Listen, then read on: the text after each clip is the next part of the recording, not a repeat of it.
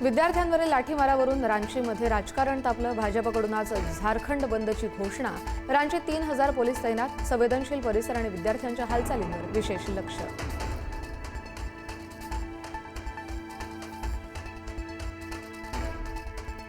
संसदेत अमित शहांच्या निवेदनासाठी सरकार तयार, पण राहुल गांधी 3 मागण्यांवर ठाम। पंतप्रधानांची माफी आणि राम मंदिर दान चोरीवर बोलण्याची मागणी। आजच्या लोकसभेकडे विशेष लक्ष।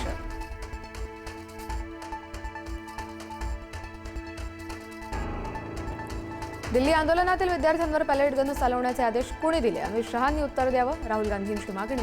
मोदी शहांकडे जनतेसमोर येऊन बोलण्याची हिंमत नसल्याची टीका।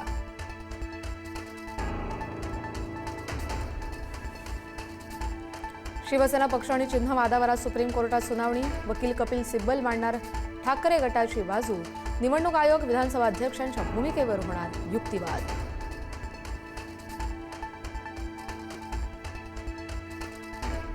उपमुख्यमंत्री शिंदेंनी बोलावली आपल्या मंत्र्यांची बैठक। मंत्र्यांच्या विभागांचा घेणार आढावा। बैठकीवरून ठरणार मंत्र्यांचं प्रगती पुस्तक। नापास मंत्र्यांना दाखवला जाणार मंत्रिमंडळाच्या बाहेरचा रस्ता।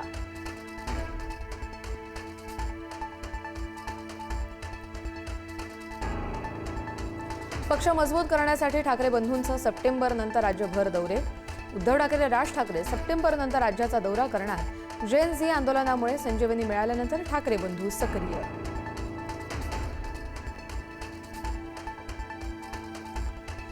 मराठा आरक्षण उपसमितीची आज सह्याद्री अतिथीगृहावर बैठक। मनोज जरांगे यांच्या उपोषणाच्या पार्श्वभूमीवर बैठकीचं आयोजन। मराठा समाजाला देण्यात आलेल्या सुविधा आणि योजनांचा घेतला जाणार आढावा।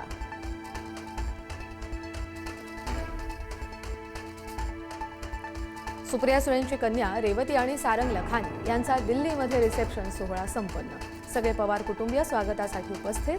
पंतप्रधान मोदी, अमित शहा यांच्यासह सोनिया गांधी आणि राहुल गांधी यांनीही दिल्या शुभेच्छा।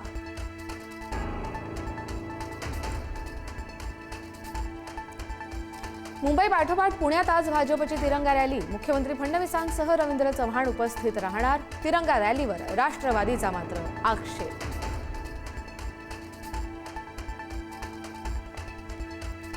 नाशिक कुंभमेळ्यात बोगस वर्क ऑर्डर देणारं रॅकेट सक्रिय। 400 ते 500 कोटींच्या बोगस वर्क ऑर्डर देत कंत्राटदारांची फसवणूक। मंत्री गिरीश महाजन सुमोटो दाखल करणार असल्याची माहिती।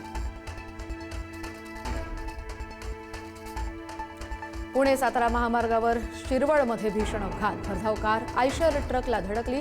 मावळ तळेगावच्या 4 तरुणांचा मृत्यू, दोघे गंभीर जखमी।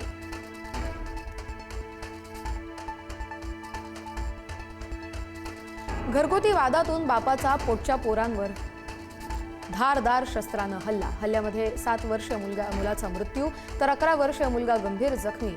चंद्रपूरच्या दुर्गापूरमधली धक्कादायक घटना। आरोपी बापाला पोलिसांनी ठोकल्या बेड्या।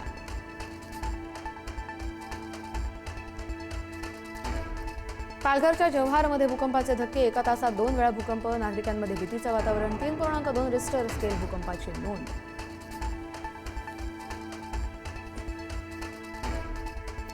कोलंबियात 7.4 तीव्रतेचा शक्तिशाली भूकंप। इमारती कोसळल्यानं अनेक जण ढिगाऱ्याखाली अडकले।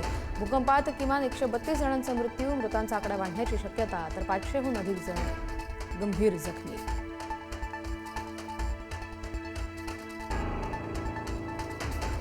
गौतम अदानींना अमेरिकेच्या कोर्टाकडून मोठा दिलासा। अदानींविरोधातील फौजदारी खटला रद्द। लाचखोरी आणि फसवणुकीच्या खटल्यात दिलासा। अमेरिकेत $10 अब्ज गुंतवणुकीचं अदानींचं आश्वासन।